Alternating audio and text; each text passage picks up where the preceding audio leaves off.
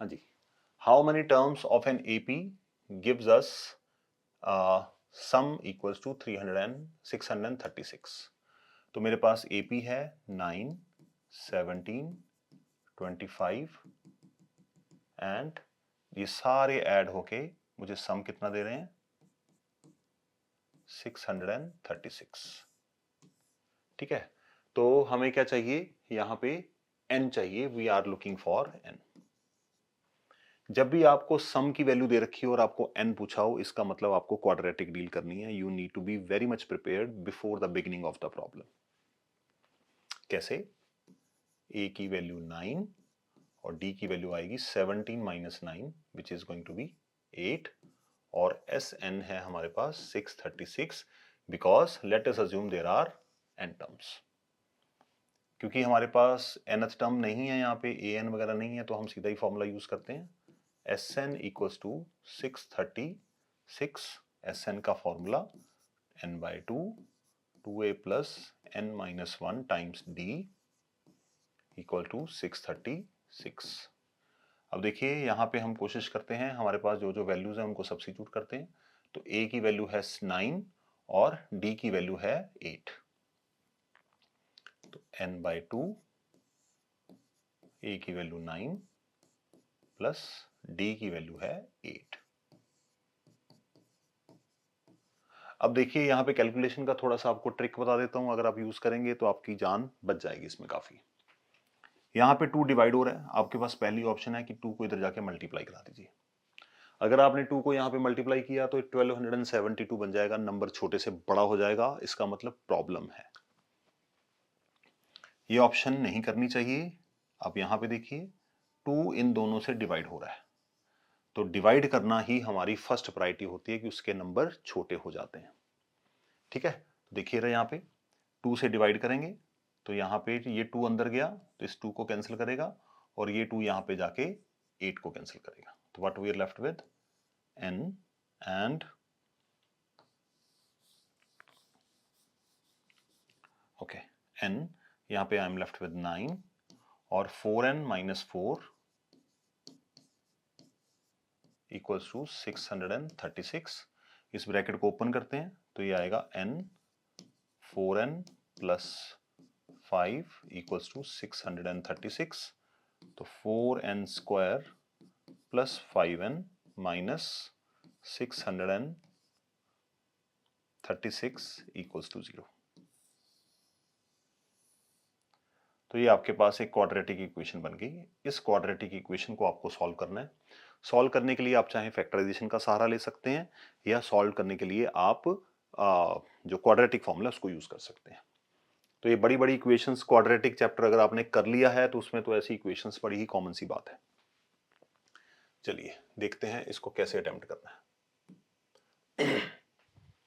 तो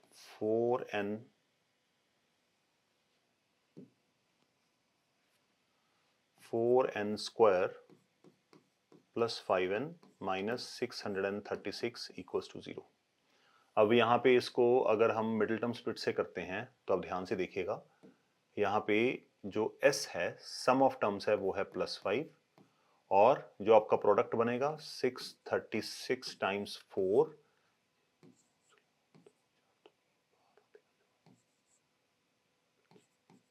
हाँ जी, तो ये आएगा आपका प्रोडक्ट -2544। साइन लगाना जरूरी है, मैं थोड़ा सा आपको रिवाइज करा देता हूं। तो यहां पे आप देखिए कि जब आपके पास प्रोडक्ट नेगेटिव होगा तो आपको एक प्लस का लेना है और एक माइनस का लेना है। इसका मतलब 5 को हमें ब्रेक करना है ना दो हिस्सों में, तो एक क्या लेना है आपको प्लस का और एक माइनस का, क्योंकि दो चीजों को मल्टीप्लाई करके नेगेटिव आ रहा है। अंडरस्टूड है, एक प्लस का होगा एक माइनस का होगा। और दूसरी बात, एक नंबर आपको जो दो आपने हिट एंड ट्राई मारना है, एक नंबर बिगर लेना है और एक नंबर स्मॉलर लेना है।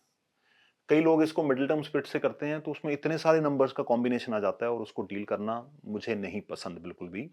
छोटे छोटे नंबर हो तो मिडिल टर्म स्प्लिट भी आपको सहारा दे देती है, बट बड़े नंबर्स में I think this is not going to be a wise option.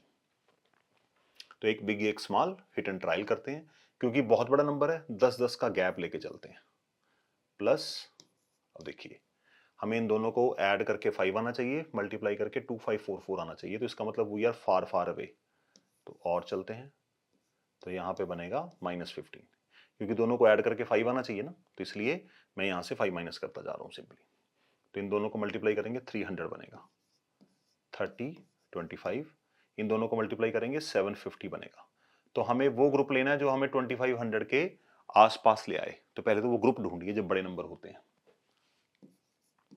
40, 35, तो 4 3 12, अभी भी बहुत दूर है, देखते हैं आगे।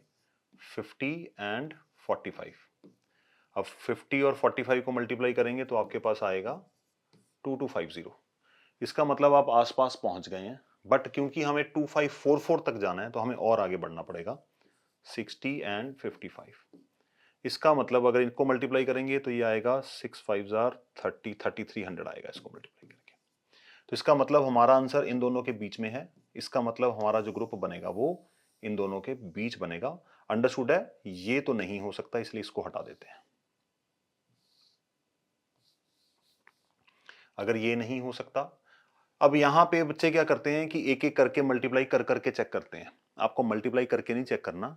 हमने टेंस का ग्रुप ढूंढ लिया कि वो 50 और 60 के बीच में कोई ना कोई नंबर होगा, क्योंकि इन दोनों की मल्टीप्लाई 2250 दे रही है और 60 वाले की मल्टीप्लाई 3300 दे रही है। ध्यान से समझिएगा बात को। तो अब हमें क्या करना है, 60 से पहले सारे नंबर नोट करने पड़ेंगे। तो हमें आंसर चाहिए 5 हर बार। लास्ट में कितना है यहाँ पे देखिए 4। मल्टीप्लीकेशन में जो यूनिट डिजिट है वो 4 है। इसका मतलब दो नंबर ऐसे चूज करने हैं जिनके यूनिट डिजिट को मल्टीप्लाई करके 4 आए। तो सारे नंबर ट्राई नहीं करने आपने। तो देखिए 6 1 6, तो ये नहीं चलेगा। अगर मैं 52 लेता हूं तो यहां पे मेरे पास होना चाहिए 47, 7 2 14, तो इसको मल्टीप्लाई करके लास्ट में 4 आ रहा है। एक बार मल्टीप्लाई करके चेक कर लेते हैं। 2 14, 36,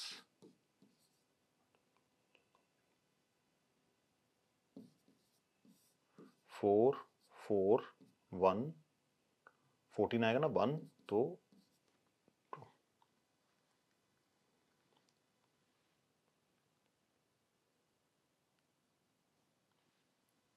तो यहाँ पे 4 8 से 14, 1 2 4 4 कितना आ रहा था, 36 4 25, अभी नहीं आया। चलो आगे चलते हैं। 53, तो मतलब इससे 4 आ रहा था बट ये हमारी ऑप्शन नहीं बनी, तो इसका मतलब ये भी रिजेक्ट हो गया। 53 एंड 48, 53 एंड 48, तो 8 3 24, इससे भी आ सकता है, ट्राई करके देखते हैं। 53 एंड 48, तो 8 3 24, 2 42, 4 3 12 लग गया, 1 5 तो 4 4 5 2, बिल्कुल जी, ये हमारे पास रिजल्ट आ गया। तो पहले हमने क्या करा, बहुत बड़े नंबर थे तो पहले 10 10 के गैप में से ग्रुप ढूंढा, कौन से टेंस के ग्रुप में मेरा आंसर लाई करता है, फिर उसकी 1 1 1 करके हमने ट्राई कर लिया।